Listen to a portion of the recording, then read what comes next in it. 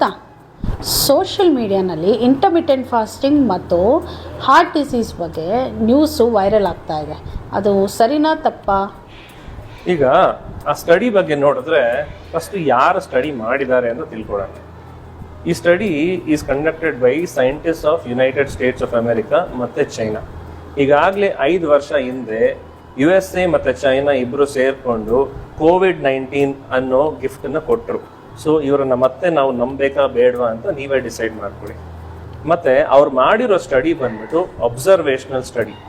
Research ಅಲ್ಲಿ randomise control trial ಇದ್ರೆ ಮಾತ್ರ ಅದು ಲೆವೆಲ್ 1 ಅಂದ್ರೆ ನಂಬುವಂತ evidence. Observational study is level 3 or level 4 or level 5 evidence. So ಅದನ್ನ ನಾವು ಕಂಪ್ಲೀಟ್ ಆಗಿ ನಂಬಕ್ಕೆ ಆಗಲ್ಲ. ಮತ್ತೆ ಅವರು ಸ್ಟಡಿ ಮಾಡಿರೋ 20,000 ಜನದಲ್ಲಿ 2,797 ಮಾತ್ರ ಡೆತ್ ಆಗಿದೆ. ಅದರಲ್ಲಿ 840 ಬಂದ್ಬಿಟ್ಟು ಕಾರ್ಡಿವ್ಯಾಸ್ಕ್ಯುಲರ್ ಡಿಸೀಸ್.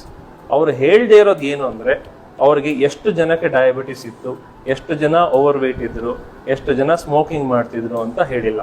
ಸೊ ಇವೆಲ್ಲನೂ ಕಾನ್ಫೌಂಡಿಂಗ್ ವೇರಿಯೇಬಲ್ಸ್ ಅಂತ ಹೇಳ್ತೀವಿ. ಸೊ ಡೈರೆಕ್ಟ್ ಆಗಿ ಫಾಸ್ಟಿಂಗ್ ಇಂದಾನೇ ಹಾರ್ಟ್ ಡಿಸೀಸ್ ಬರುತ್ತೆ ಅನ್ನೋದಕ್ಕೆ ಯಾವುದೇ ರೀತಿ ಕನ್ಕ್ಲೂಸಿವ್ ಎವಿಡೆನ್ಸ್ ಅನ್ನ ಅವರು ತೋರಿಸಿಲ್ಲ. ಸೊ ಇದು ಫ್ಲಾಡ್ ಸ್ಟಡಿ. ಸೊ ಇದರಿಂದ ಹೆದರ್ಕೊಂಡು ಫಾಸ್ಟಿಂಗ್ ಮಾಡೋದನ್ನ ನಿಲ್ಲಿಸೋ ಅವಶ್ಯಕತೆ ಇಲ್ಲ.